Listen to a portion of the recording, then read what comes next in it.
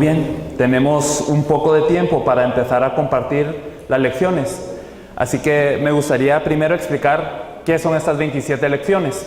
Constantemente nosotros debemos de entender que nosotros no sabemos todo el Evangelio.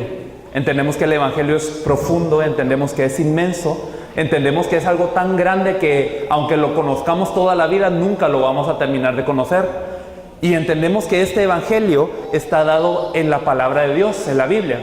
Durante el tiempo que nosotros hemos compartido, hemos podido resumir lo que es el Evangelio de la Biblia en ciertas lecciones. Entiendo que la mayoría de ustedes habrá tenido una experiencia de poder escuchar estas lecciones más y más profundamente, ya sea las 21 lecciones o las 33 lecciones, pero llegamos a pensar en un punto que realmente lo que es el texto que nosotros debemos de usar al final de cuentas es la Biblia, es la palabra de Dios, que toda esta nos revela el Evangelio. Entonces estas lecciones fueron organizadas para que en el momento de compartir la palabra, en el movimiento de la palabra, nosotros nos podamos basar en la Biblia en sí para poder testificar del Evangelio. La Biblia en sí es nuestro texto, la Biblia en sí revela el Evangelio. Por lo tanto, todas estas lecciones que ustedes van a ver, a excepción de unas pocas que quizás necesiten alguna explicación, casi están compuestas de versículos de la Biblia solamente, para que no sea una explicación del hombre que nos dé una respuesta, sino que nosotros podamos obtener la respuesta de Dios a través de su palabra. Así que en este tiempo nosotros nos dedicaremos a ver 6 lecciones, contenido que probablemente ustedes ya hayan recibido de alguna manera, pero que a través de la Biblia debemos de confirmar los puntos más finos de este contenido. Me gustaría que abriesen, por favor, entonces, sus lecciones en la primera lección y vamos a hablar acerca de la Biblia. Tenemos que compartir 6 lecciones en 1 hora y media, así que iremos hablando de una forma muy breve. La lección 1 se trata de la Biblia y vamos a hablar un poco acerca de lo que la Biblia dice de la Biblia misma. La gente puede investigar mucho de la Biblia, hay muchos teólogos que se encuentran investigando acerca de la Biblia. Y muchas personas han caído en varias conclusiones acerca de la Biblia. Dirán esto de la Biblia, dirán lo otro de la Biblia. Pero a nosotros nos incumbe saber qué es lo que la Biblia misma dice acerca de ella. Isaías capítulo 34, versículo 16 dice: Inquirid en el libro de Jehová y leed si faltó alguno de ellos. Ninguno faltó con su compañera, porque su boca mandó y lo reunió su mismo espíritu. Este versículo nos habla de que todas las cosas tienen una compañera, una pareja, y es lo mismo en la Biblia en sí. La Biblia está compuesta de lo que son profecías o promesas y del cumplimiento de estas profecías o promesas. Vemos que está completa la Biblia porque está compuesta del Antiguo Testamento y el Nuevo Testamento. Y vemos que todas las palabras de la Biblia, todas las profecías de la Biblia, entonces tienen un cumplimiento también. Es decir, la Biblia misma está cumplida. En Mateo capítulo 5, versículo 18 nos dice: porque de cierto os digo que hasta que pasen el cielo y la tierra, ni una jota ni una tilde pasará de la ley, hasta que todo se haya cumplido. La Biblia es algo que se va a terminar cumpliendo sí o sí. Es la palabra de Dios que no miente, que no es errante, que no es sujeta a opinión humana, sino que va a terminar de ser cumplida, así como lo dice Mateo capítulo 5, versículo 18. El Salmo capítulo 19, versículo 8 y 9 nos habla de que los mandamientos de Jehová son rectos, que alegran el corazón. El precepto de Jehová es puro, que alumbra los ojos. El temor de Jehová es limpio, que permanece para siempre. Los juicios de Jehová son verdad, todos justos.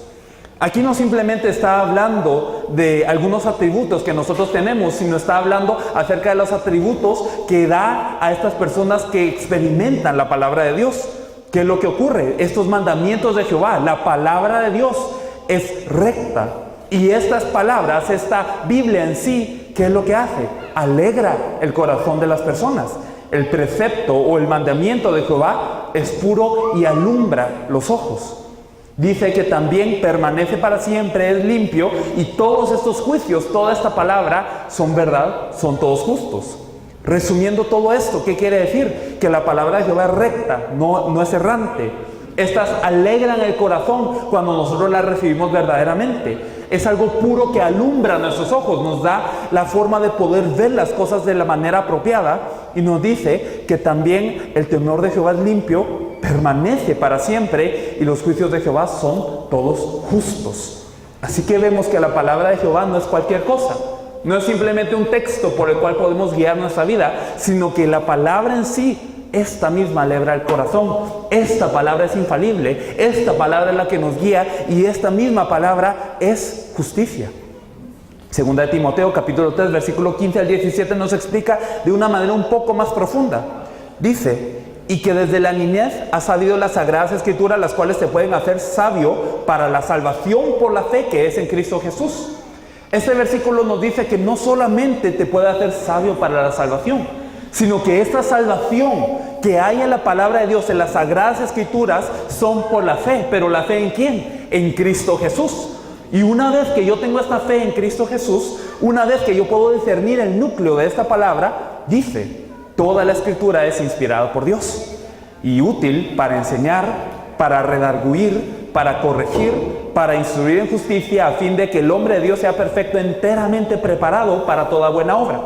Es decir, cuando yo puedo discernir el evangelio de la palabra de Dios, y cuando este evangelio viene a mi vida, no simplemente llega a acabar en una salvación, no simplemente, aunque la salvación es algo tremendo, no simplemente la palabra de Dios ejerce hasta este punto, sino va más allá. Y entonces, cuando nosotros discernimos el evangelio, es útil para enseñarnos.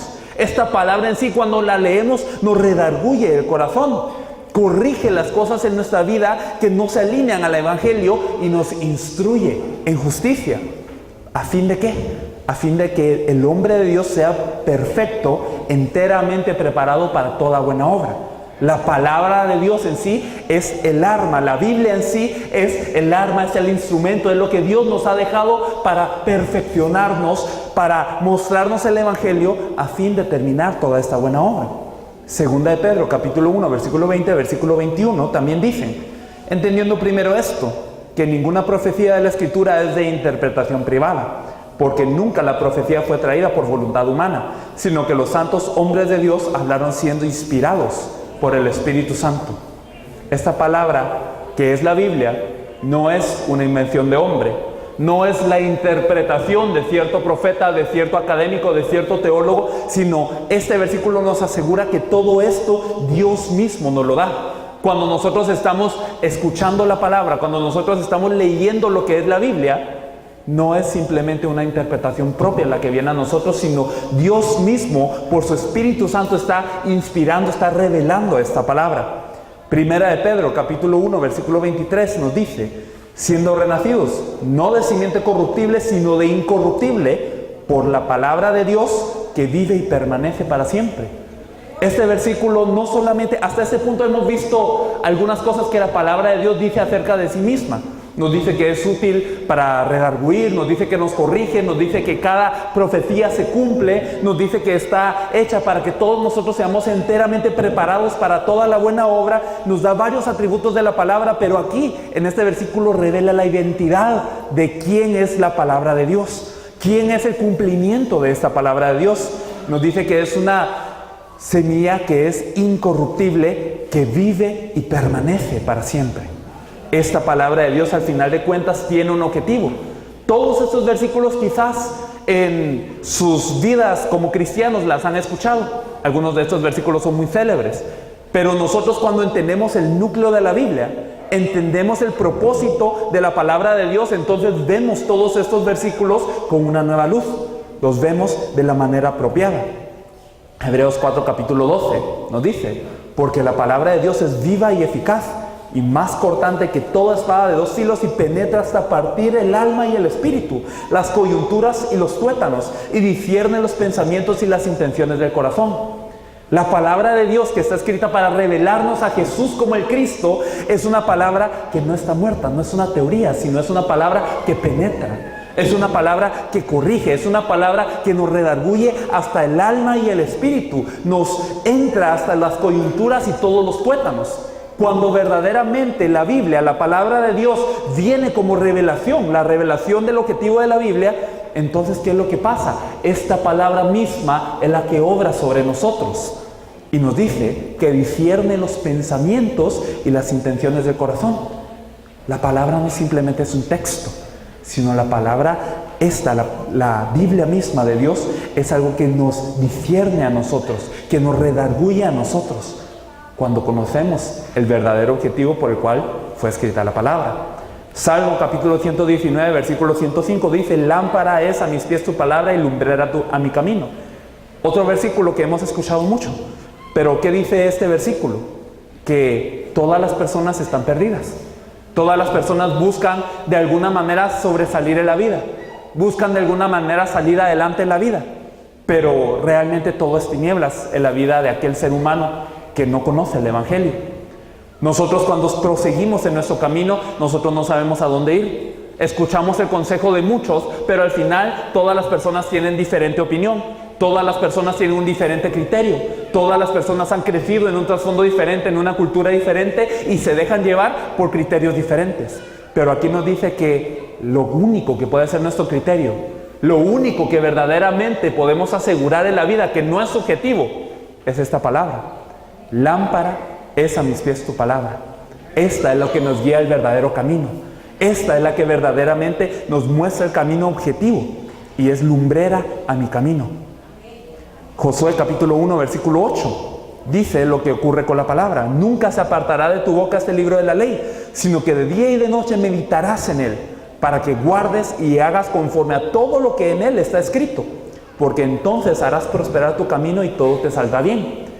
Entonces muchas personas se aferran a este versículo, pero si nosotros descubrimos un poco más el significado de este versículo, no simplemente es vive de acuerdo a ciertas leyes y todo te irá bien, sino que nosotros, entendiendo el pacto que Jesús es el Cristo, ¿cómo podemos ver este versículo? Cuando nosotros obedecemos al pacto de que Jesús es el Cristo y el pacto que Dios nos ha dado para la evangelización mundial, entonces Dios añade todas las cosas. La palabra en sí, entonces, es nuestra bendición. Cuando nos aferramos a la palabra en sí, entonces Dios se encarga de todo esto. Juan capítulo 5, versículo 39. Llegando a la conclusión de todo esto: escudriñad las Escrituras, porque a vosotros os parece que en ellas tenéis la vida eterna, y ellas son las que dan testimonio de mí. Todas estas entonces están dando un testimonio de un cierto ser, de una cierta persona que nosotros conocemos: Jesús el Cristo. Esta palabra bendice, es una palabra que es lumbrera, es una palabra que cumple todas las cosas. Ni una jota ni una tilde se va a quedar sin cumplir. Todas estas producen bendición, todas estas alegran el corazón, nos redarguyen, llegan hasta los tuétanos, y todo esto son atributos de la palabra. Pero la identidad de la palabra, cuando nosotros entendemos de quién se trata esta palabra, entonces nosotros podemos tener todo esto claramente. En el segundo punto vamos a hablar de testamento. Nosotros hablamos del Antiguo y del Nuevo Testamento, pero ¿qué realmente significa testamento? ¿Por qué nosotros le llamamos Antiguo Testamento y Nuevo Testamento? Vemos que está compuesto de 39 libros el Antiguo y 27 el Nuevo. Pero, ¿qué es testamento? Cuando nosotros nos ponemos a revisar la definición de testamento, ¿es una proclamación o una declaración? Cuando nosotros hablamos de un testamento, generalmente hablamos de la voluntad de una persona que va a fallecer. Pero nosotros, cuando nos fijamos en el texto, originalmente vemos que es la proclamación o la declaración de algo. Es un escrito que está declarando una verdad. Y si nosotros nos ponemos a ver más profundamente en la Biblia, no solamente está declarando una verdad, sino es una promesa que va a ser cumplida, una promesa que verdaderamente se va a hacer vida en nosotros. En otras palabras, el Antiguo Testamento, la antigua declaración, y el Nuevo Testamento, la nueva declaración, todas tienen un propósito. Es un texto con el pacto que habla del Mesías, el Cristo. Toda la Biblia entonces declara al Cristo, toda la Biblia manifiesta al Cristo. Es un testamento, pero ¿un testamento de qué? Un testamento para hacer conocer ¿qué? La verdad del Cristo. Por eso es que Juan 20:31, como ya lo sabéis muy bien, Juan 20:31 dice: pero estas se han escrito para que creáis que Jesús es el Cristo, el Hijo de Dios, y para que creyendo tengáis vida en su nombre. Muchas personas hoy investigan la Biblia, leen la Biblia. Cuando duermen tienen una Biblia abierta a su lado, abierto en algún salmo bonito para que esto les sea de bendición. Sin embargo, nosotros vemos en la Biblia misma que la Biblia nos habla tanto acerca de la palabra de Dios, nos habla tanto de esto único que Dios nos ha dejado.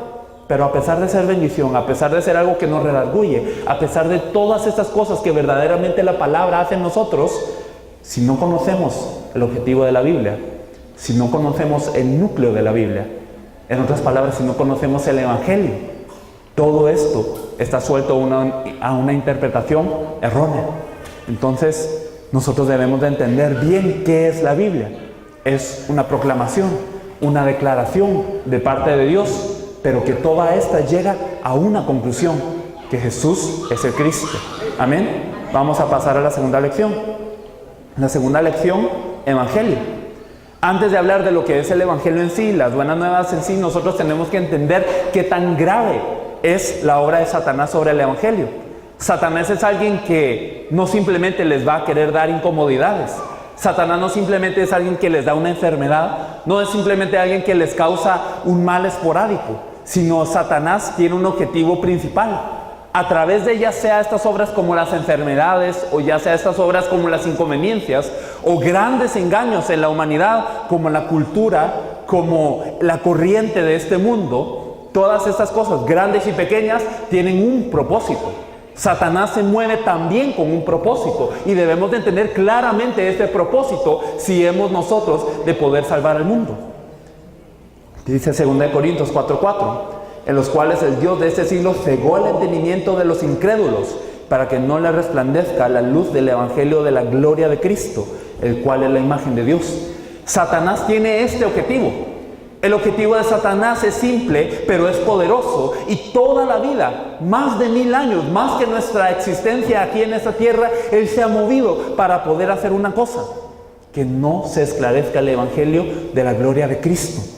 En Gálatas capítulo 1, versículos 6 y 9 podemos ver esto de nuevo. Estoy maravillado de que tan pronto os hayáis alejado del que os llamó por la gracia de Cristo para seguir un evangelio diferente.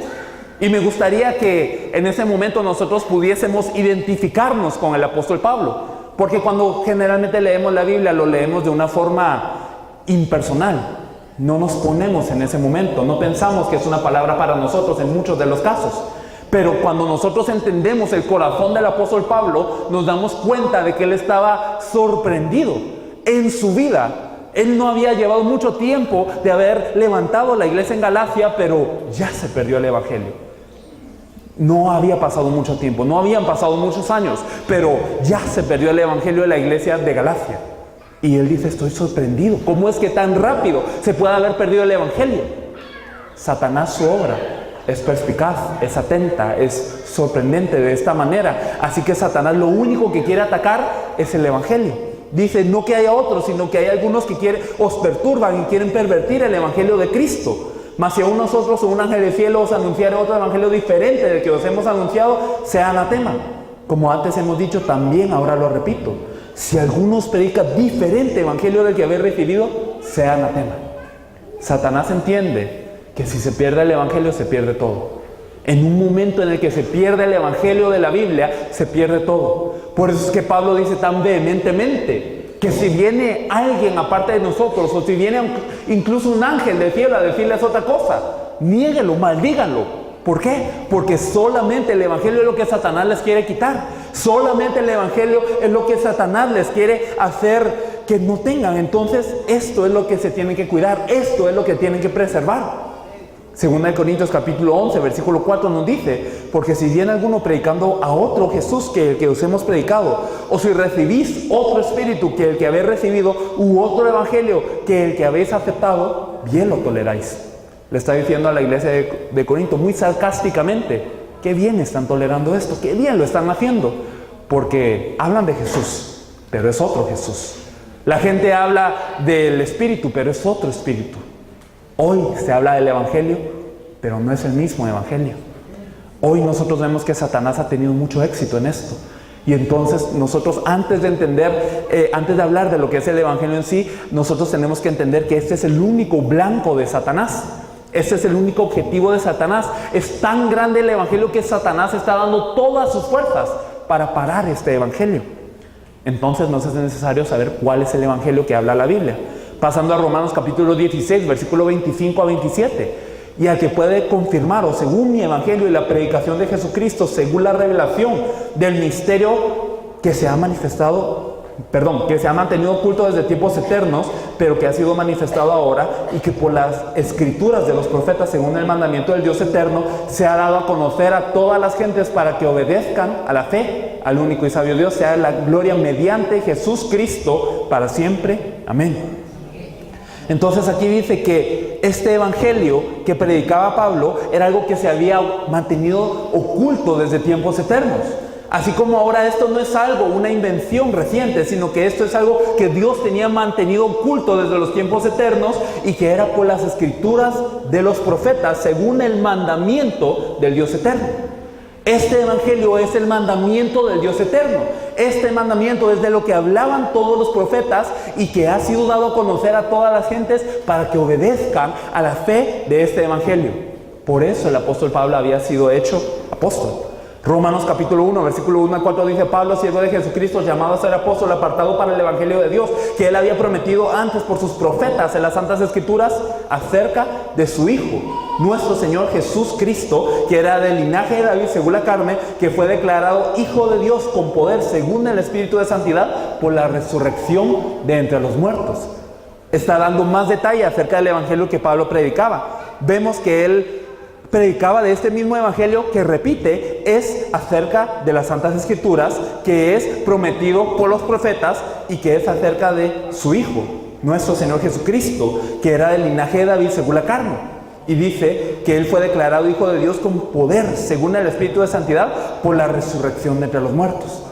Entonces aquí vemos un poco del evangelio que Pablo predicaba, que se trataba acerca del Hijo de Dios. El evangelio inequívocamente se trata del Hijo de Dios. Se trata acerca de aquel que fue prometido por Dios por todas las escrituras. Hechos 9:22, Hechos 17:2 y 3 y Hechos capítulo 5, Hechos capítulo 18, versículo 5 nos hablan más exactamente de cuál era el eje del evangelio que Pablo predicaba. Pero Saulo mucho más se esforzaba y confundía a los judíos que moraban en Damasco, demostrando que Jesús era el Cristo. Desde que Pablo se convierte al evangelio, desde que Pablo tiene el encuentro con el Señor, de inmediato predica. Pero él no predica un evangelio abstracto, él no predica un diferente evangelio. El evangelio que Pablo predica es que Jesús era el Cristo. Si nosotros vemos en Hechos 17, del 2 al 3, podemos ver que han pasado de 15 a 20 años, pero él sigue predicando lo mismo. Y él dice que a través de todas las escrituras, él lo está exponiendo. Es decir, Pablo verdaderamente había llegado en un punto en donde en cualquier lugar de las escrituras él podía hallar a Jesús como el Cristo. Hechos 18:5 dice que cuando él estaba entregado por completo a la predicación, cuando él estaba lleno del Espíritu Santo, cuando él estaba dedicado por entero, cuando él estaba preso por la palabra, ¿qué es lo que Dios le daba para hablar? La palabra era la misma: Jesús es el Cristo. Entonces nosotros vemos aquí claramente que el evangelio de Pablo fue consistente. Vemos que el evangelio de Pablo siempre fue uno.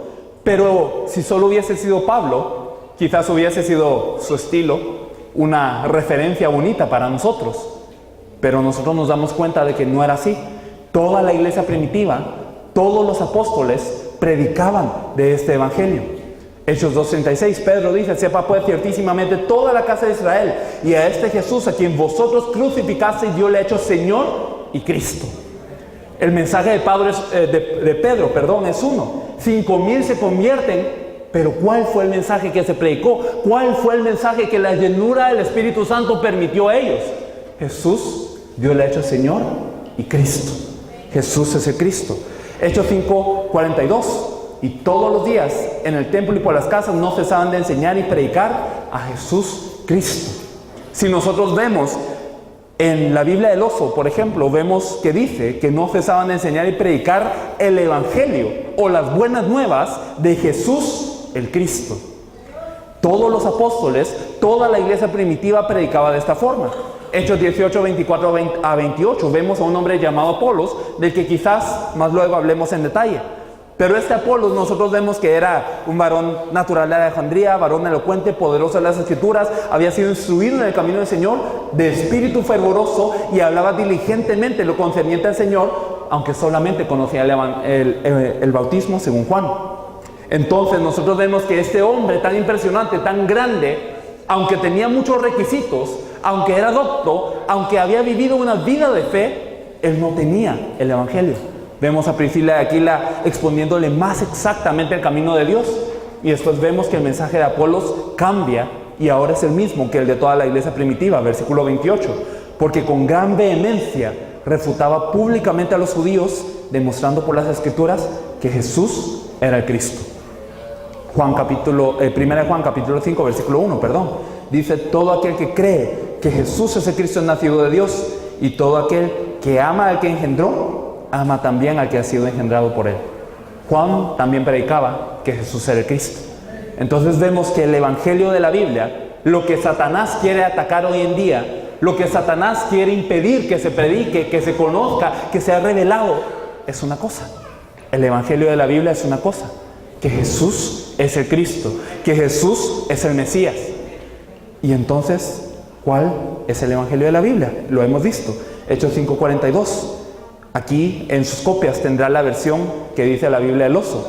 Todos los días no cesaban en el templo y por las casas enseñando y predicando el Evangelio. ¿Y cuál es el Evangelio? De Jesús el Cristo. Entonces aquí vemos una definición muy clara que la Biblia nos da de qué es el Evangelio. Sí son buenas nuevas, pero ¿cuáles son las buenas nuevas? Que Jesús es el Cristo. Por eso Juan capítulo 20, 31, el versículo 31 nos dice que estas se han escrito para que creáis que Jesús es el Cristo y que para que creyendo tengáis vida en su nombre. El objetivo de la escritura de Dios. Dios pudo haber escrito tantas cosas en la Biblia. Él pudo haber enfocado la Biblia de tantas maneras. Dios es un Dios que sabe todas las cosas. Dios es un Dios creador. Dios es un Dios que de conocimiento nada le falta. Y pudo habernos dicho tantas cosas. Pero la Biblia misma nos define qué es lo más importante. Cuál es el eje, cuál es el núcleo. Que creáis, que creamos que Jesús es el Cristo, el Hijo de Dios. Porque solamente de esta manera podemos tener vida en su nombre. La vida viene como un resultado de, pero primeramente debemos de creer que Jesús es el Cristo. Amén. Vamos a pasar a la lección 3. El hombre creado a la imagen de Dios. Para entender yo por qué tengo que creer que Jesús es el Cristo. Porque usted puede decirle a la gente, y me imagino que muchos lo hayan intentado: tú tienes que creer que Jesús es el Cristo. Pero mucha gente no sabe por qué. La gente dice: Dios te ama, tienes que creer en Jesús. Pero la gente no sabe por qué.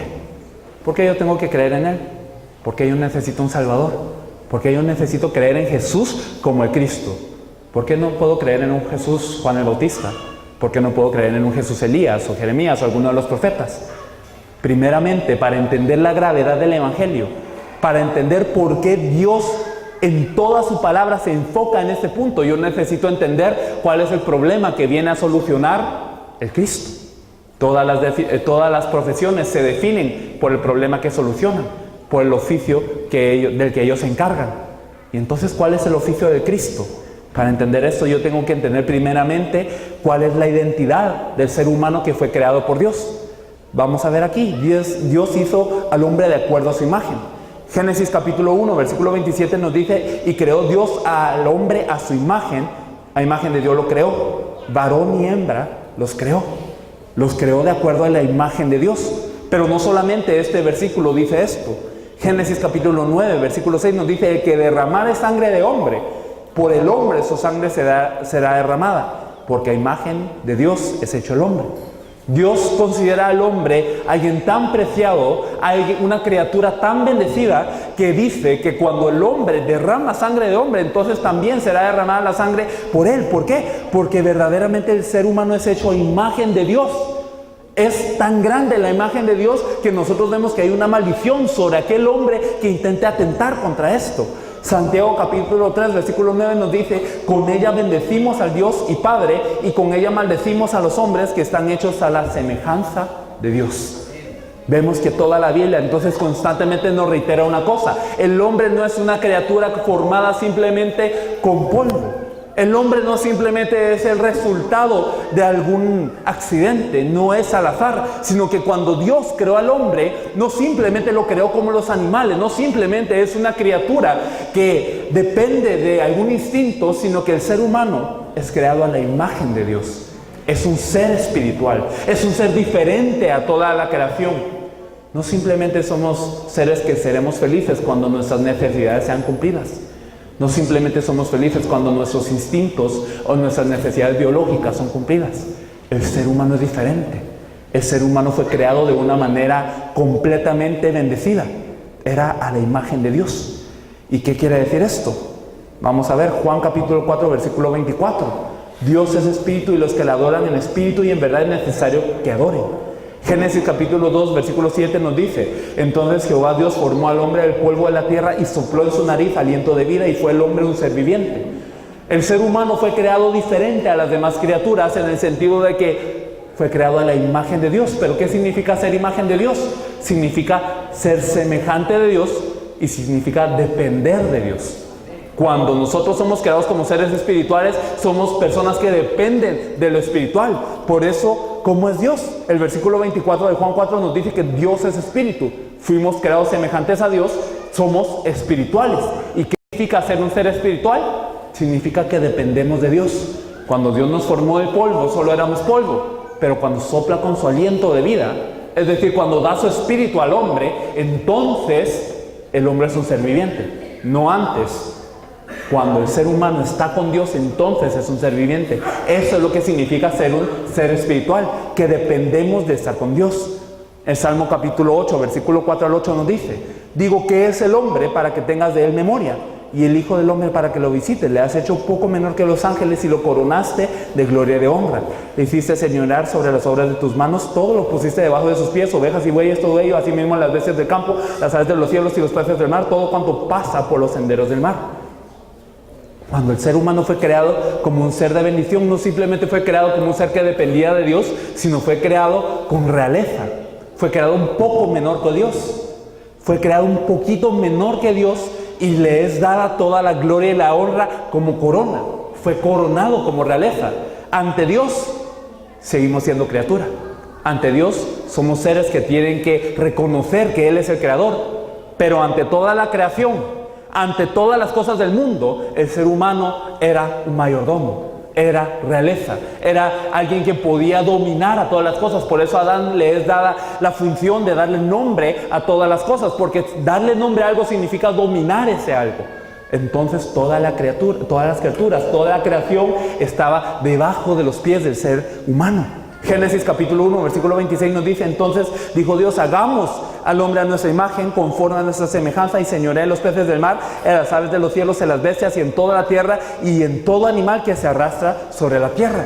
Asimismo, todas las criaturas eran debajo del ser humano. Génesis capítulo 5, versículo 3 nos dice: y vivió Adán 130 años y engendró un hijo a su semejanza, conforme a su imagen, y llamó su nombre Set. Quiere decir, cuando Adán tuvo a su hijo Set, vemos las mismas palabras, imagen y semejanza. Cuando Adán tuvo a Set, fue de acuerdo a su semejanza y a su imagen. Y cuando Dios creó al ser humano, fue de acuerdo a su imagen y a su semejanza. Quiere decir que el ser humano no solamente era una criatura especial, no simplemente era un poco mejor que todas las criaturas. A los ojos de Dios, ¿qué era el ser humano? Era un hijo. Éramos hijos de Dios. Y debemos de considerar qué tan profundo es esto. Cuando ustedes hacen un muñequito de barro, cuando ustedes hacen un juguete, no le llaman hijo. Pero cuando Dios nos creó a nosotros, nos llamó hijos. Y nos dio todas las cosas. Si nosotros vemos un poco más de esta imagen de Dios, 2 Corintios 4:4 nos dice: los cuales el Dios de ese siglo cegó el entendimiento de los incrédulos, para que no les resplandezca la luz del evangelio de la gloria de Cristo, el cual es la imagen de Dios. Colosenses 1:15 nos dice: Él es la imagen de Dios invisible, el primogénito de toda creación. Vamos a ver Hebreos capítulo 1, versículo 3. Me parece que en sus copias puede estar un poco mal. Hebreos capítulo 1, versículo 3 nos dice: el cual, siendo el resplandor de su gloria y la imagen misma de su sustancia, y en quien sustenta todas las cosas con la palabra de su poder, habiendo efectuado la purificación de nuestros pecados por medio de sí mismo, se sentó a la diestra de la majestad en las alturas. Estos 3 versículos no solo es uno, son 3 versículos que nos dicen quién es la imagen de Dios. Nosotros fuimos creados a la imagen de Dios, pero ¿quién es el cumplimiento de esta imagen de Dios? ¿Quién es la imagen de Dios misma? Es el Cristo.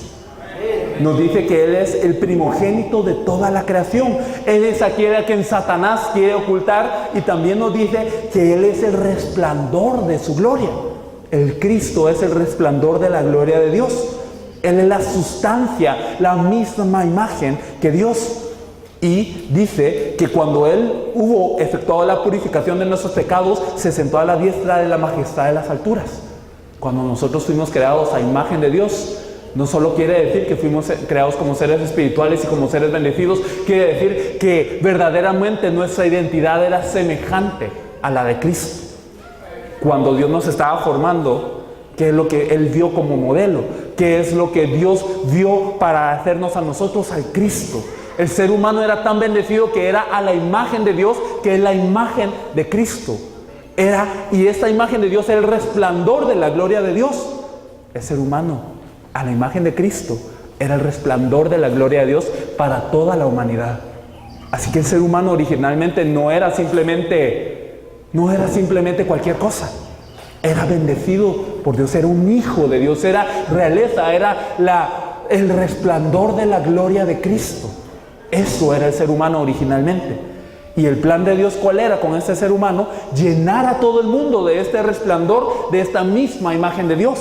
Génesis capítulo 1, versículo 26 a 28. Dice, desde el versículo 28, y los bendijo Dios y les dijo, fructificad y multiplicaos, llenad la tierra y sojuzgadla, y señoread en los peces del mar, en las aves de los cielos y en todas las bestias que se mueven sobre la tierra.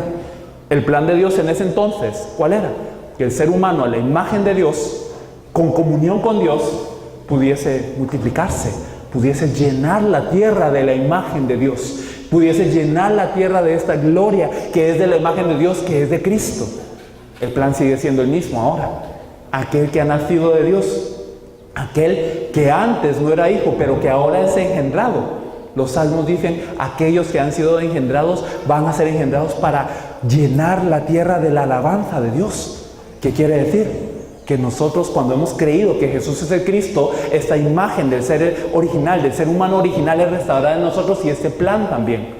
Así que esto, según la Biblia, era lo que era el ser humano originalmente. Pasando a la siguiente lección. Lección 4, pacto. Profundizando un poco en lo que es el pacto. Así como nosotros hemos visto que la Biblia es la palabra de Dios y muchos atributos que la Biblia habla acerca de la palabra, vamos a ver qué es lo que dice la Biblia acerca del pacto. El pacto que Dios nos dio originalmente era uno. Génesis capítulo 2, versículos 16 y 17. Y mandó Jehová Dios al hombre diciendo, de todo árbol del huerto podrás comer, mas del árbol de la ciencia del bien y del mal no comerás, porque el día que de él comieres, ciertamente morirás. Entendemos que ese es el pacto dado al ser humano. Pero antes de entender lo que está en la superficie, lo importante de un pacto es por qué el pacto nos es dado. Lo importante no es la promesa. Bueno, sí es importante, pero más allá de eso, ¿por qué Dios nos da la promesa? ¿Cuál es la intención de Dios? ¿Cuál es el corazón de Dios al darnos la promesa? Entendemos nosotros que el ser humano era creación, era criatura. Dios no tiene por qué darle un pacto al ser humano. Cuando ustedes hacen una promesa, no la hacen con una persona que ustedes consideran que no es capaz de cumplirla. Ustedes no hacen una promesa con un perro. Ustedes no hacen una promesa con un gato. Quizás algunos, pero no la mayoría. Incluso las compañías grandes, ¿verdad? Las compañías grandes, cuando hacen lo que se llama contrato, realmente un contrato lo que es una promesa con otra compañía. Pero usted no hace una promesa con una compañía que usted sabe que no le va a cumplir. No hace con una compañía que no es confiable. No lo hace con cualquier compañía. Lo hace con una compañía. Usted hace un contrato con una compañía que sabe que verdaderamente está al nivel, que sabe que va a poder cumplirlo y que va a ser de beneficio para ambos partidos. ¿No es así? Pero Dios dio eso al hombre. Nos dio eso a nosotros. Un pacto, una promesa. A los ojos de Dios, así somos.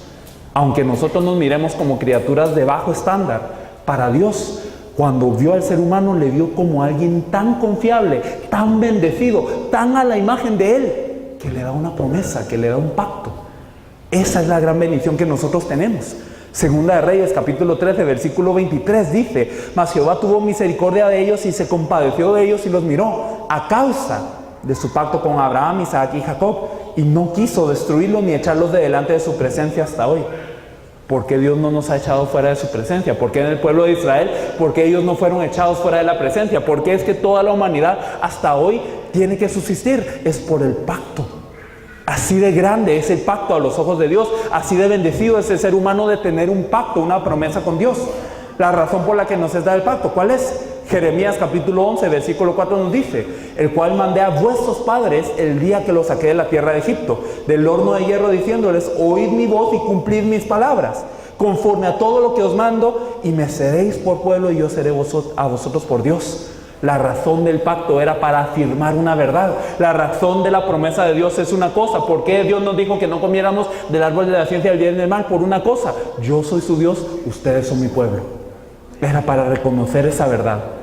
Entendemos que por más cercana que sea la relación de un padre y un hijo, por más amigablemente que yo pueda tratar a mi hijo, él no deja de ser mi hijo. Yo no dejo de ser su padre, hipotéticamente hablando.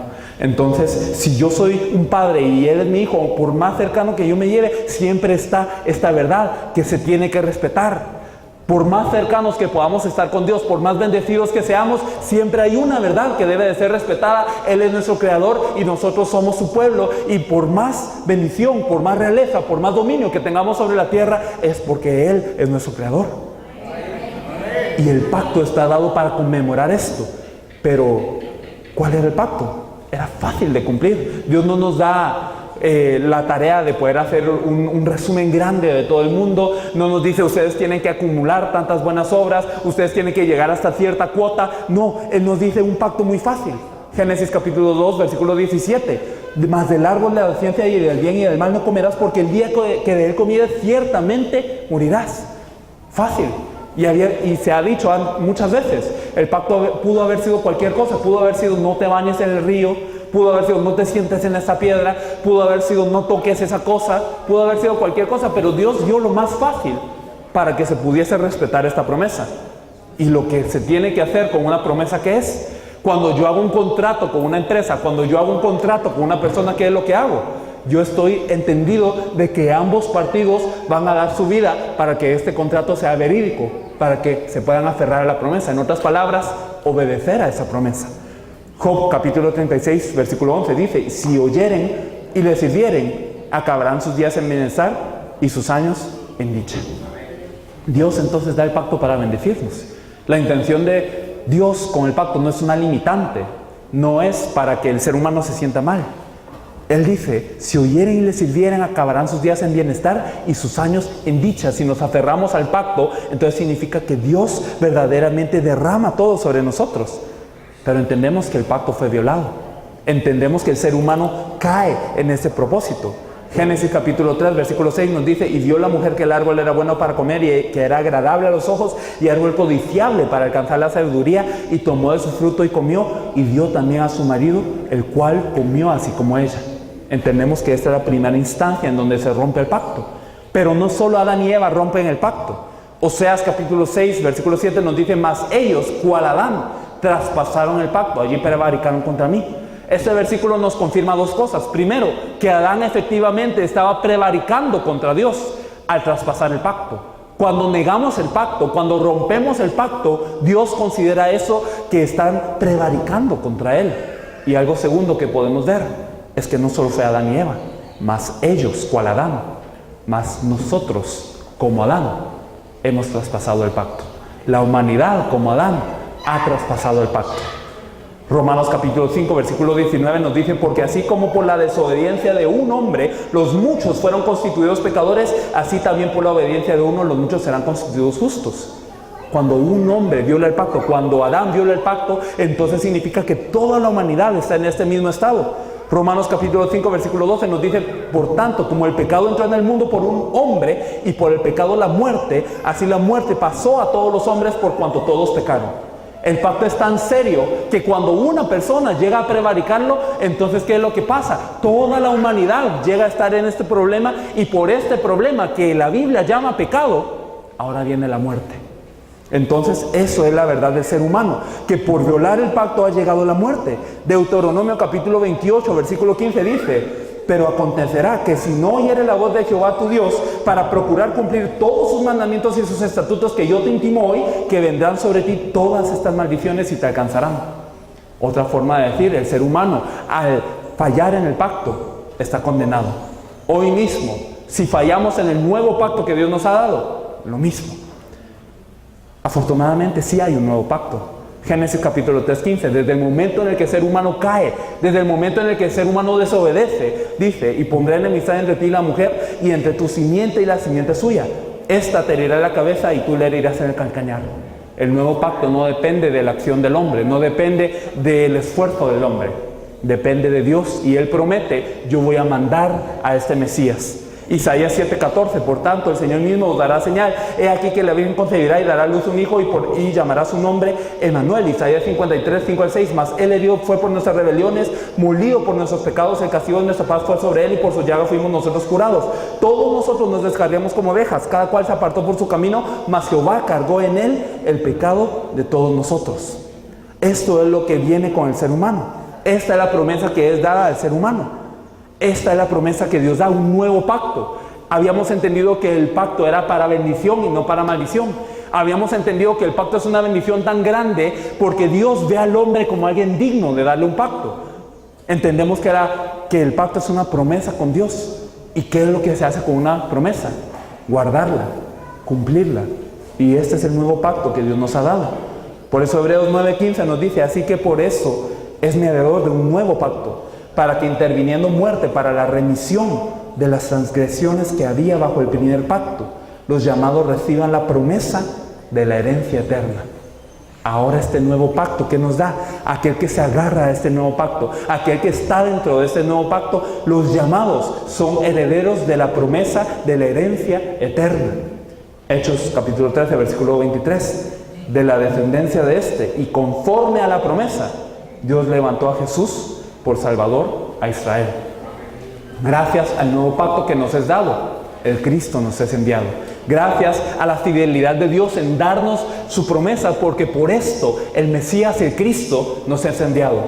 Así que cuando hablamos del pacto, no estamos hablando simplemente de un estatuto, no simplemente estamos hablando de una ley. Estamos hablando de una palabra de bienaventuranza para el ser humano. Estamos hablando de la razón por la que Dios está enviándonos al Cristo, porque Él lo prometió con nosotros y Él está guardando su promesa. Amén. Vamos a ver la lección 5, el inicio de todo problema. Entendemos que cuando este pacto es violado, toda la humanidad cae. Toda la humanidad está fuera de lo que originalmente era. El hombre fue creado a la imagen de Dios originalmente. Génesis capítulo 1, versículos 26 y 27 nos confirman esta verdad que ya hemos visto. Génesis capítulo 2, versículo 7 nos dice que cuando el Espíritu de Dios entra sobre el ser humano, entonces verdaderamente es hecho un ser viviente. El ser humano depende de Dios para estar. No solamente es bendecido, sino depende de Dios para toda su existencia. Pero surge el problema. Vamos a explorar esto un poco más a fondo. Génesis capítulo 3, versículo 8. Y oyeron la voz de Jehová Dios que se paseaba en el huerto al aire del día, y el hombre y su mujer se escondieron de la presencia de Jehová Dios entre los árboles del huerto. Vemos que después de que el ser humano es engañado por la serpiente, come, entonces sus ojos son abiertos. Y cuando sus ojos son abiertos, dice la Biblia que ellos se encuentran desnudos. Ellos ahora conocen que ellos están desnudos y se esconden, están separados de Dios. Pero lo que nosotros podemos ver aquí, el mayor problema que aquí ocurre, es que el ser humano ahora se vuelve que alguien por naturaleza se aleja de Dios. Alguien que por naturaleza se está rebelando contra lo que era su intención original. El ser humano fue creado para estar con Dios, pero ahora vemos que el ser humano está alejándose de Dios constantemente, está escondiéndose de Dios. Y por eso aquí vemos algo terrible. El hombre y la mujer se escondieron de la presencia de Jehová Dios, de entre los árboles del huerto. Eso es lo que el ser humano hoy tiene como naturaleza, alejarse de Dios. Génesis capítulo 3, versículo 10. Y él respondió: oí tu voz en el huerto y tuve miedo, porque estaba desnudo y me escondí. El ser humano ahora está en un estado en donde tiene miedo de Dios, cuando antes disfrutaba la comunión con Dios, cuando antes disfrutaba de estar completamente en armonía con Dios y cuando Dios era su todo. Ahora el ser humano tiene miedo de Dios, ahora el ser humano evita a Dios. Eso es verdaderamente el estado del hombre. Génesis capítulo 3, versículo 12. Y el hombre respondió: la mujer que me diste por compañera me dio del árbol y yo comí. Cuando Dios se enfrenta al hombre, cuando Dios está hablando con el hombre para decirle qué es lo que tú has hecho, el hombre no puede reconocer su mal. El hombre no puede reconocer que él prevaricó el pacto, sino que ahora la culpa es de alguien más. Y nosotros vemos en el versículo 13 también, entonces Jehová Dios dijo a la mujer, ¿qué es lo que has hecho? Y dijo la mujer, la serpiente me engañó y comí. Hubo alguien que entonces está en el trasfondo de la vida del ser humano, alterando las decisiones de este ser humano en cuanto a la obediencia al pacto. Hay alguien que constantemente está atacando al ser humano. Vemos nosotros que el hombre no solamente no conoce su mal, sino que constantemente está siendo influenciado para poder estar en las tinieblas. Génesis capítulo 3, versículos 16 y 24. Conocemos que desde el momento en el que el hombre es engañado por Satanás, peca. Y cuando el hombre peca, está separado de Dios. Y cuando el hombre está separado de Dios, entonces es como un pez fuera del agua. Es como un árbol fuera de la tierra. Y todos los problemas vienen desde ese momento, desde que el hombre viola este principio de la creación, desde que es separado de Dios. El versículo 16 dice que entra el dolor a la vida del ser humano. No era que antes le dolía mucho y ahora le va a doler mucho más, no. Es que el ser humano antes, cuando estaba con Dios, no conocía el dolor. No había dolor en el vocablo del ser humano. Pero ahora, ¿qué es lo que pasa? Hay dolor, representado por lo que es la preñez. Y no solo esto, sino que dice, tu deseo será para tu marido y él se enseñoreará de ti.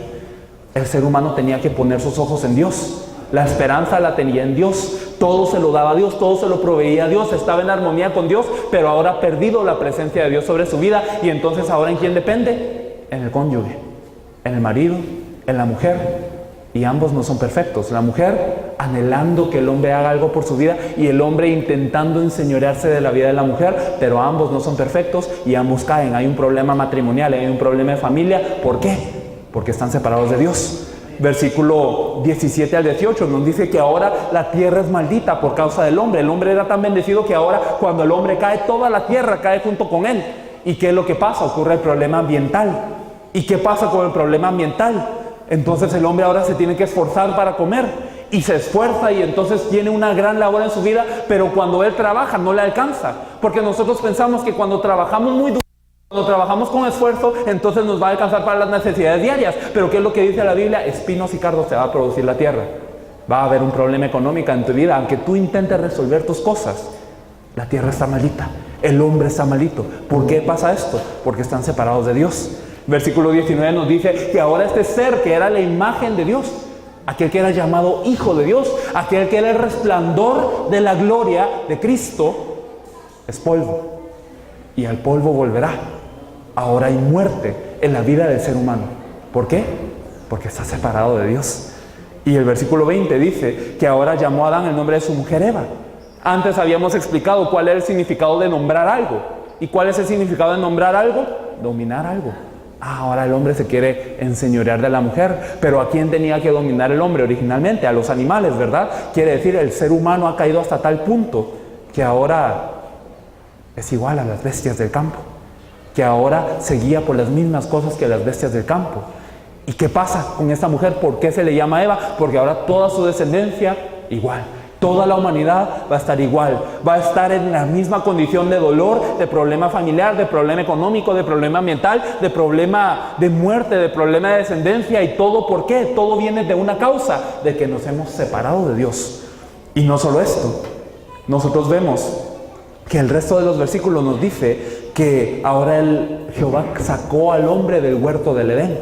Ahora Dios mismo echa al hombre de su presencia. Ahora Dios mismo tiene que alejarse del ser humano. Y nos dice que no solamente se alejó, sino que echó fuera al hombre. En el versículo 24 dice, echó pues fuera al hombre y puso al oriente del huerto de Edén querubines y una espada encendida que se revolvía por todos lados para guardar el camino del árbol de la vida. Ahora el hombre que ahora conoce el bien y el mal, antes que conocía, antes el hombre solo conocía el bien, pero ahora conoce el bien y el mal. Y el hombre no tiene que vivir eternamente así. Por eso Dios en su misericordia tapa el camino para el árbol de la vida, impide que el hombre viva eternamente y lo hace de tal manera que ahora hay una espada encendida que se revuelve por todos los lados para este huerto. El ser humano, al conocer este bien y mal, entonces queda totalmente destituido. Es que antes el ser humano conocía que era el bien, pero ahora conoce lo que es el mal. Ese es el estado del ser humano y así inicia el problema. ¿De dónde inicia este problema? Entendemos que antes de todo hay un agente que influencia al ser humano. Génesis capítulo 3, versículo 1 nos dice que la serpiente era astuta más que todos los animales del campo que Jehová Dios había hecho, lo cual dijo a la mujer: con que Dios os ha dicho, no comáis de todo árbol del huerto. Ahora la serpiente está en gran engaño. Esta serpiente es la que causa este engaño. Apocalipsis 12:9 nos dice: y fue lanzado fuera el gran dragón, la serpiente antigua, que se llama Diablo y Satanás, el cual engaña al mundo entero. Y fue arrojado, ¿a dónde? A la tierra. Y sus ángeles fueron arrojados con él. No solamente aquí podemos identificar que Satanás es esta serpiente antigua, sino que vemos que él es el que engaña a quién, a todo el mundo. Él está engañando a todo el mundo. Él fue arrojado a la tierra, que significa que él está en dominio de esta tierra, y sus ángeles fueron arrojados con él. Una tercera parte de los ángeles cae con él. Es decir, una tercera parte de los ángeles de Satanás y Satanás mismo hoy se encuentran influenciando a todo el mundo. Apocalipsis capítulo 20, versículo 2. Y prendió al dragón, la serpiente antigua, que es el diablo y Satanás, y lo ató por 1000 años. Satanás, el diablo, la serpiente, es el inicio de este problema. Génesis capítulo 3, versículo 6 nos dice que vio la mujer que el árbol era bueno para comer y que era agradable a los ojos y árbol codiciable para alcanzar la sabiduría, y tomó de su fruto y comió, y dio también a su marido, el cual comió así como ella. La mujer entonces llega a pecar, y este pecado, esto que hemos hablado, el hecho no es comer el fruto, no es la acción de comer el fruto lo que se ha considerado el pecado, sino el prevaricar contra el pacto, sino el negar la palabra de Dios. Negar al verbo es negar a Dios. Y eso es prevaricar contra Él, y hemos entendido qué tan grave es negar el pacto de la lección anterior, ¿verdad? Entonces esto es lo que se llama pecado, y por eso Génesis capítulo 3, versículo 23 al 24 nos dice: y lo sacó Jehová del huerto del Edén. El huerto del Edén, más allá de ser simplemente un lugar, habla del lugar en donde yo puedo estar con Dios. Me saca de Dios. Y entonces, para que labrase la tierra de que fue tomado, echó fuera al hombre, y puso al oriente del huerto de Edén querubines y una espada encendida que se revolvía por todos lados para guardar el camino del árbol de la vida. El ser humano ya no tiene acceso libre a Dios. El ser humano ahora está desconectado de Dios, está destituido de Dios, y de esto vienen todos los problemas: Satanás, el pecado y la separación de Dios. Pero la solución fue dada desde un principio. Dios promete desde un principio que hay una solución. Génesis capítulo 3, versículo 15: y pondré enemistad entre ti y la mujer, y entre tu simiente y la simiente suya. Esta te herirá la cabeza, y tú le herirás en el calcañar. De esta lección debemos de entender algo muy importante. Entendemos que el ser humano, aunque era hecho de una manera muy preciosa, de una manera muy especial, el ser humano tiene un problema, y ese problema es el que origina todos los problemas de la vida. En el campo nosotros nos encontramos con personas que aparentan estar bien, que aparentan estar constantemente viviendo una buena vida, disfrutando de las cosas. Pero ya sea la persona más rica del mundo, ya sea la persona con más poder, ya sea la persona menos favorecida, ya sea el drogadicto, ya sea todas las personas del mundo, padecen de un problema fundamental. La Biblia nos dice que este problema se extiende a toda la humanidad. Y esto no depende de si usted tiene mucho dinero o no.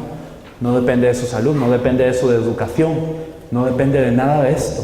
Satanás está nublando esta verdad, pero todas las personas están separadas de Dios porque están en pecado, porque Satanás sigue obrando en sus vidas. Y de estos tres problemas vienen todos los problemas de la vida del ser humano. Hemos confirmado el problema económico, el problema político, el problema de la familia, el problema de la descendencia, de la muerte. Todos esos problemas vienen por estar separados de Dios. Por eso Dios está dando la única solución en la Biblia, porque si se resuelve todo esto, todo lo demás no es problema ya. ¿Amén? Vamos a ver la lección 6, el estado del hombre. Dice en la primera parte que el hombre lo perdió todo. Habíamos visto que el hombre era un ser de bendición, era un ser creado como un ser viviente, era creado como un ser de realeza, y era creado como un ser que era hijo de Dios, que era imagen de Dios, que quiere decir que era la gloria de Dios, que era dependiente completamente de estar con Dios. Pero como el hombre ahora se separa de Dios, este ser que estaba vivo ahora se vuelve un ser muerto. Efesios capítulo 2, versículo 1 nos dice: y Él os dio vida a vosotros cuando estabais muertos en vuestros delitos y pecados. La Biblia no nos habla usted estaba un poco mal, usted estaba viviendo una vida mala, usted estaba tomando malas decisiones. No, la Biblia nos dice muertos. La Biblia nos dice que estamos fuera de Dios, porque la muerte no solo es la física, el estar separados de Dios es muerte. Si usted ve a un pez fuera del agua, prácticamente este ya está muerto, aunque sus nervios sigan vivos. Hoy nosotros vimos una lagartija, ¿verdad? Bueno, no yo, sino muchas mujeres vieron una lagartija. Y entonces cuando se vio esta lagartija, todos salieron huyendo. Y en toda esta conmoción se partió la cola de la lagartija. Y entonces esta cola de la lagartija, aunque ya estaba separada de la lagartija, seguía moviéndose. Seguía obrando hasta que ya no dio para más. Algo así es la vida del ser humano. Cuando se separa de aquel que es la fuente de todo, simplemente es cuestión de tiempo. Esta ya está considerada muerta. Nosotros somos como estos seres muertos. Juan capítulo 8, versículo 44. Vosotros sois de vuestro padre el diablo y de los deseos de vuestro padre queréis hacer. Él ha sido homicida desde el principio y no ha permanecido en la verdad, porque no hay verdad en él. Cuando habla mentira, de suyo habla, porque es mentiroso y padre de mentira. La Biblia nos está diciendo, cuando el ser humano se separa de Dios, no queda en un área gris, no queda como alguien que es una víctima, sino que verdaderamente ahora nos dice, son de vuestro padre el diablo y los deseos de su padre quieren hacer. Así se vuelve el hombre contrario a Dios. Cuando está separado de Dios, aquel que era hijo de Dios se vuelve hijo de Satanás y un agente de toda la voluntad de Satanás. Gálatas capítulo 4, versículo 8 nos dice, ciertamente en otro tiempo, no conociendo a Dios, servíais a los que por la naturaleza no son dioses. Hebreos capítulo 2, versículo 15 nos dice, y librar a todos los que por el temor de la muerte estaban durante toda la vida sujetos a servidumbre. El ser humano no solamente ahora queda muerto, no solamente ahora es esclavo de Satanás, ahora aquel que era rey cae y sirve a los que no eran dioses por naturaleza y sujetos a servidumbre. El esclavo no puede hacer nada para librarse. Y esa es la condición del ser humano. Aquel que era rey ahora se vuelve esclavo. Romanos 3:23 nos dice, por cuanto todos pecaron y están destituidos de la gloria de Dios. Y quiero que nos enfoquemos en esta palabra, destituidos.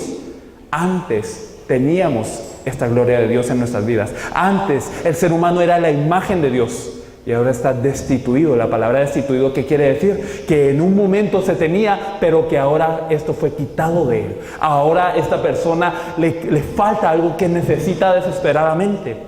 Esa es la condición del ser humano, destituidos de la gloria de Dios por el pecado. ¿Y por qué en el pecado? Por Satanás. Bueno, ese es el estado del hombre. Y así que en toda la vida cotidiana vemos que el hombre está en desorden, en vacío y en tinieblas. Hemos dicho este ejemplo muchas veces, pero el ser humano hoy se encuentra viviendo en tinieblas porque aunque nace, no sabe cuál es el rumbo al que se tiene que dirigir, no sabe cuál es el propósito de su vida. Y entonces tambalea porque tiene que seguir viviendo. Y entonces cuando está viviendo, entonces la gente le dice, tú tienes que hacer esto. Otra persona le dice, esto es un buen camino. Otra persona le dice, ¿por qué no intentas esto? Y entonces la gente vive como puede. Pero todas esas maneras son falsas. Estos caminos son falsos. Y entonces se tropieza la gente. Están en desorden. Y cuando llegan a un punto de poder vivir una vida que la gente dirá, ha tenido éxito. Cuando llegamos a tener una maestría, cuando llegamos a ejercer nuestra carrera, cuando llegamos a tener una familia muy bonita, cuando ya construimos nuestra casa, cuando ya llegamos a un nivel de satisfacción intelectual, nos damos cuenta de que todo es vanidad, de que eso no nos llenó, de que esa respuesta, de que ese camino que seguimos fervorosamente toda la vida, no fue la respuesta. Y sentimos un vacío. Y esa es la condición del ser humano. Génesis 1:2 nos habla del estado de la tierra antes de que Dios mandase la luz. Y eso es en lo que está el ser humano ahora. Génesis capítulo 6, versículo 5 nos dice que todo designio de los pensamientos del corazón de ellos era de continuo solamente el mal. No es que el ser humano piense a veces cosas malas y cosas buenas a veces, sino de continuo todas las personas tienen su pensamiento en el mal. A nosotros no nos parece así. Al ser humano no le parece así. Pero a Dios, los designios del corazón, del pensamiento del hombre, siempre es de continuo solamente el mal. Jeremías 17:9 nos dice, engañoso es el corazón más que todas las cosas y perverso, ¿quién lo conocerá? Hoy la gente dice, sigue tu corazón y tu corazón te dirá lo que es bueno. Si sigues tu corazón nunca te vas a arrepentir, pero la Biblia nos dice, tu corazón es perverso y engañoso. Y entonces la gente no puede seguir su corazón, aunque hoy en día no tiene más opción, no debe seguir su corazón. Mateo capítulo 11, versículo 28 nos dice: venid a mí todos los que estáis trabajados y cargados, y yo os haré descansar. Hoy la gente está trabajada, hoy la gente está cargada, sin falta. Toda la gente está cargando con estas cargas. Isaías capítulo 1, versículos 4 al 6. Oh gente pecadora, pueblo cargado de maldad, generación de malignos, hijos depravados, dejaron a Jehová, provocaron a ira al Santo de Israel, se volvieron atrás. ¿Por qué querréis ser castigados aún? Todavía os rebelaréis. Toda cabeza está enferma y todo corazón doliente. Desde la planta del pie hasta la cabeza no hay en él cosa sana, sino herida, hinchazón y podrida llaga. No están curadas ni vendadas ni suavizadas con aceite. ¿Qué significa esto? Esta es la diagnosis de Dios para el ser humano. Hoy el ser humano dice: yo estoy bien, yo no necesito de Dios. Yo estoy bien con mi trabajo, yo agradezco a Dios todos mis días, yo oro, yo estoy con Dios todos los días. Eso es lo que la gente dice hoy, eso es lo que la gente dice: yo lo que necesito es un buen trabajo, necesito una buena familia. Pero la Biblia, la palabra de Dios, que es el único estándar objetivo, dice: hoy la gente está así. No hay cosa sana en él de pies a cabeza, no hay nada en él sano. Todas las personas están llenas de heridas y podridas llagas. ¿Por qué? Porque se están rebelando. ¿Por qué querréis ser castigados aún? ¿Todavía os rebelaréis? Miren en la condición en la que están, pero todavía van a seguir negándose al pacto. ¿Todavía van a seguir negándose a la verdad de Dios? ¿Todavía van a seguir así? Esa es la diagnosis de Dios. Esa es la condición del ser humano. Marcos capítulo 7, versículo 21 y versículo 23. Porque de dentro del corazón de los hombres salen los malos pensamientos. Y uno piensa que salen de las malas influencias. Pero aquí dice: dentro del corazón de los hombres salen los malos pensamientos, los adulterios, las fornicaciones, los homicidios, los hurtos, las avaricias, las maldades, el engaño, la lascivia, la envidia, la maledicencia, la soberbia, la insensatez. Todas estas maldades, ¿de dónde salen? De dentro salen y contaminan al hombre. Así quedó el corazón del ser humano una vez separado de Dios. El ser humano, cuando está separado de Dios, cae bajo una esclavitud de Satanás, cae a ser hijos de Satanás, cae en muerte, y esto es lo que produce el corazón. En ese capítulo 3, versículos 16 a 19, vimos todos los problemas en los que está el ser humano, ya sea el económico, el de la familia, el de la muerte, el de los hijos. Todo esto está resumido en esta condición de Génesis capítulo 3, versículos 16 al 19. Y nos dice la Biblia, Hebreos 9:27, y de manera que está establecido para los hombres que mueran una sola vez y después de esto el juicio. O sea que no solamente vivimos en una condición en donde nuestros pensamientos son malos, nuestro corazón es engañoso, todas las maldades salen de nuestro corazón, estamos llenos de heridas y no están curadas ni suavizadas con aceite, nos rebelamos ante Dios y vivimos padeciendo toda la vida todos los problemas económicos y financieros y matrimoniales y los de muerte y los ambientales y todo esto, y después de esto, ¿qué hay? Muerte. Y después de la muerte, un juicio. Mateo 25, 41. Entonces dirá también a los de la izquierda: apartados de mí, malditos, al fuego eterno preparado para el diablo y sus ángeles. Los hijos del diablo, ¿con quién se van? Con su padre. Y entonces, ¿a dónde llegan? Después de vivir una vida de maldición, después de vivir una vida de trastorno, después de vivir una vida completamente errada, van y ahora hay un fuego eterno para ellos. Esa es la condición del ser humano. Eso es lo que Dios dice acerca del ser humano. Por eso Dios tiene que dar una respuesta. Todos los problemas llegan cuando estamos separados de Dios, ¿verdad? Ese es el único problema. Por lo tanto, la respuesta también es simple, la respuesta también es única. Venir a Dios, reconciliarse con Dios, encontrarse con Dios. Y Dios es el único que puede dar el camino para esto. Quiero que veamos Juan capítulo 15, versículos 6 al 7. En su copia creo que solo tienen un versículo. Pero si me pueden acompañar a la Biblia, por favor, a Juan capítulo 15, versículos 4 al 6, dice: permaneced en mí y yo en vosotros. Como el pámpano no puede llevar fruto por sí mismo si no permanece en la vid, así tampoco vosotros si no permanecéis en mí. Yo soy la vid, vosotros los pámpanos. El que permanece en mí y yo en él, éste lleva mucho fruto, porque separados de mí nada podéis hacer. El que en mí no permanece será echado fuera como pámpano y se secará, y los recogen y los echan al fuego y arden. No está hablando de ser productivos o no ser productivos. Está hablando de que el pámpano, la rama, no tiene valor si no está pegada al árbol. Perdón, la rama no puede hacer nada si no está pegado al árbol. Aquí nos está diciendo el Señor: permanezcan en mí, vengan a mí, y cuando yo esté con vosotros, entonces es que verdaderamente tendrán vida, entonces es que verdaderamente se puede hacer algo. Dice, yo soy la vid, vosotros los pámpanos, el que permanece en mí y yo en él, este lleva mucho fruto, porque separados de mí, nada podéis hacer. No dice algunas cosas podéis hacer, no dice ciertas cosas que con su esfuerzo se pueden lograr. Bueno, está bien, hagan eso, pero lo demás no. Dice, nada podéis hacer. Nada. Así es el ser humano. Pero el Señor nos está dando la respuesta. Péguense a la vid, péguense al árbol. Y dice, el que en mí no permanece será echado fuera como pámpano y se secará. Y lo recogen y los echan al fuego y arden. Los que no permanecen en el pacto, los que no permanecen en el evangelio, son echados al fuego y arden. Esa es la respuesta que Dios nos está dando. Él nos envía a una vid verdadera. Si nos encontramos con Dios, por eso se acaba el problema y hay una única solución. Salmo 23:1 nos dice, Jehová es mi pastor y nada me faltará. Génesis capítulo 39, versículo 2. Mas Jehová estaba con José y fue varón próspero y estaba en la casa de su amo el egipcio. Deuteronomio capítulo 2, versículo 7. Pues Jehová tu Dios te ha bendecido en toda obra de tus manos. Él sabe que andas por este gran desierto. Estos 40 años Jehová tu Dios ha estado contigo y nada te ha faltado. Si estamos con Dios, nada nos falta. Y no solo es el Salmo 23, toda la Biblia nos asegura, cuando yo estoy con Dios, cuando Jehová está conmigo, cuando yo estoy seguro de que yo tengo una relación con Dios, entonces, pese a las circunstancias, nada es problema. El problema no es problema. Esa es la solución que Dios nos da. Pero ¿cómo puedo estar seguro de que Jehová es mi pastor? ¿Cómo puedo estar seguro de que verdaderamente yo estoy con Dios? ¿Cómo es que José fue un varón próspero? ¿Cómo es que en Deuteronomio es que ellos sabían que Dios estaba con ellos con 40 años? El camino para encontrarse con Dios, la forma de verdaderamente yo entender cómo yo puedo estar con Dios, solo es una cosa: Jesús, el Cristo.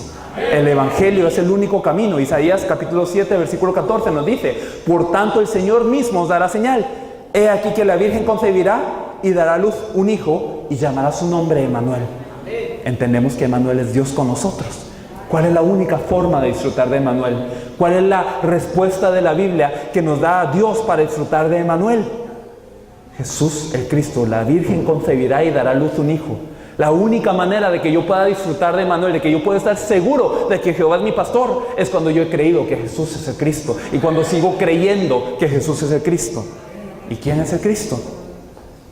Juan capítulo 14, versículo 6. Jesús dijo, yo soy el camino. ¿El camino para qué? Para llegar al Padre, porque todos estamos separados de Dios. Necesitamos un camino para llegar al Padre. Yo soy la verdad, porque Él es la verdad, porque Él es el único que puede derrotar al mentiroso, Satanás. Y yo soy la vida, porque Él es la vida, porque todos estábamos muertos por delitos y pecados, pero Él nos restaura de todo eso. Él es el Cristo, por eso nadie viene al Padre sino por mí.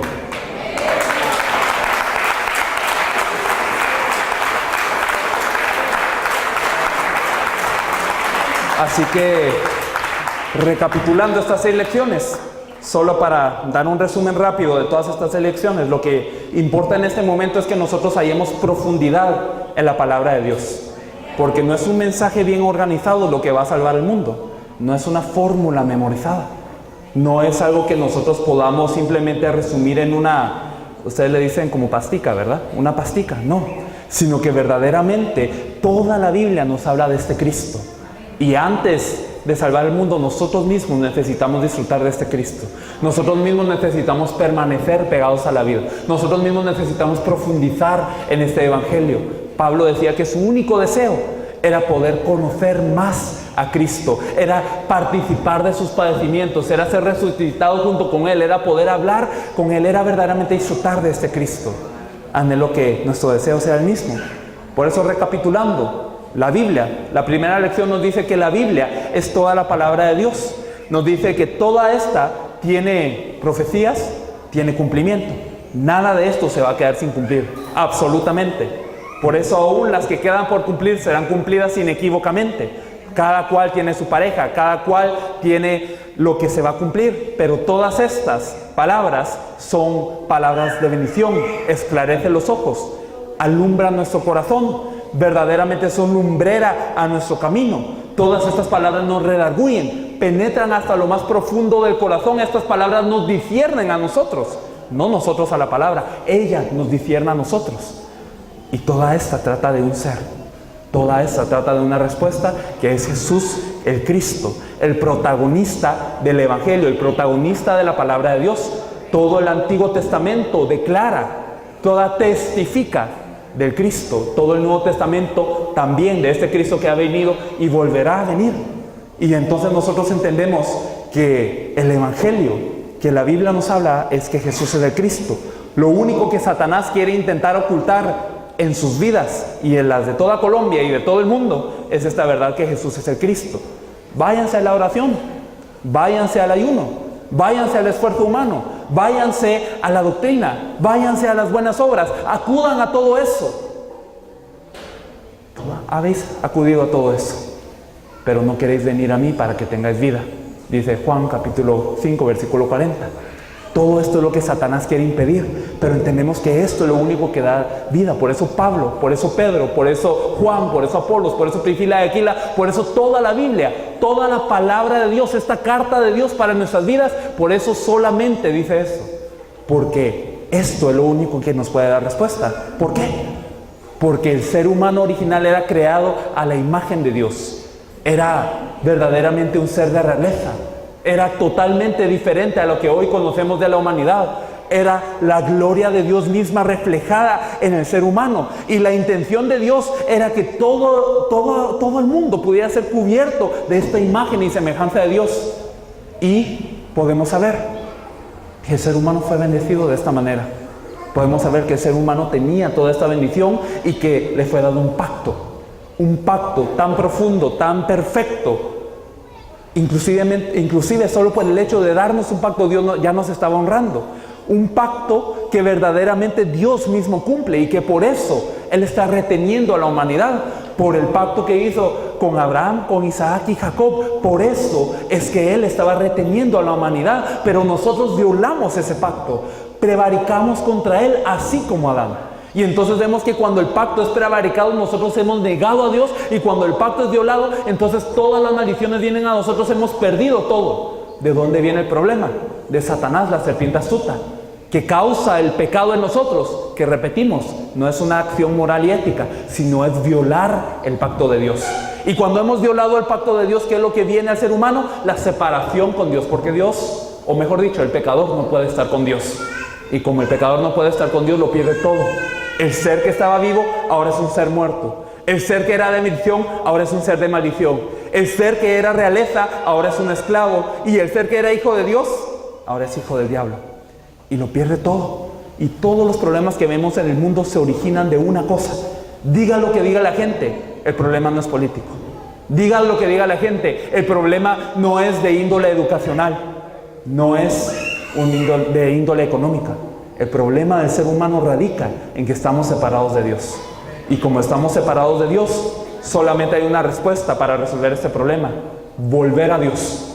¿Y cuál es la forma de volver a Dios? No nuestras metas, no nuestros esfuerzos, no nuestros sueños, no lo que nosotros podamos cumplir, sino la forma que Dios da. El nuevo pacto que Dios nos da es el Cristo. Jesús es este Cristo. Y cuando nosotros nos aferramos a ese Jesús como el Cristo, entonces ¿qué pasa? Tenemos vida. Y no solamente tenemos vida, sino rendimos muchos frutos. Pero esto no depende de qué tan inteligente sea yo. No depende de qué tanto me esfuerce yo, qué tanto corra. Depende de si yo estoy pegado a la vid o si no estoy pegado a la vid. Porque separados de Él, nada podemos hacer. Amén. Así que estas han sido las primeras lecciones. Vamos a orar. Señor, te agradecemos por este tiempo en donde has permitido que estas lecciones sean compartidas. Te agradecemos porque tú eres el Cristo, el Hijo del Dios viviente, y en este momento nos permites hablar del pacto de tu palabra. Esta es la gente que va a salvar a Colombia, Señor. Tú los has reunido, no nosotros. Así que, Señor, nosotros rogamos para que el espíritu de revelación y sabiduría se abra sobre nosotros cada vez más. Señor, permítenos profundizar dentro del Evangelio, alegrarnos con el Evangelio, Señor, depender del Evangelio, pegarnos a ti, Señor, hasta el punto en que verdaderamente todo lo que nosotros podamos hacer sea compartir este Evangelio y gozar de este Evangelio. Señor, en este momento hay personas diferentes de Colombia aquí. Señor, permite que esta gracia sea sobre ellos para que ellos puedan salvar a cada uno de sus campos. Señor, hay gente que todavía no ha venido. Señor, sabemos que también sobre ellos estará esta gracia. Señor, anhelamos que no solamente Colombia se salve, sino toda Sudamérica y todo el mundo. Si a ti te place, Señor, danos esta revelación para que seamos instrumentos para tu obra. Señor, te agradecemos y anhelamos ver tu venida. Toda la honra y toda la alabanza sea tuya. En el nombre de Jesús, quien es el Cristo, hemos orado. Amén y amén.